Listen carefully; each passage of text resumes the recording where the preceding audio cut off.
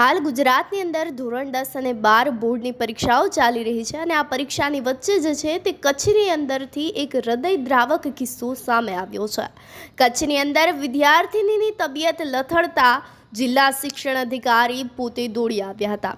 એસએસસીની પરીક્ષાના પ્રથમ દિવસે જ અંજાર કેન્દ્ર ખાતે આ ઘટના ઘટી હતી, જેની અંદર વિદ્યાર્થિનીની તબિયત લથડતા જિલ્લા શિક્ષણ અધિકારીની માનવતા મહેકી ઉઠી હતી।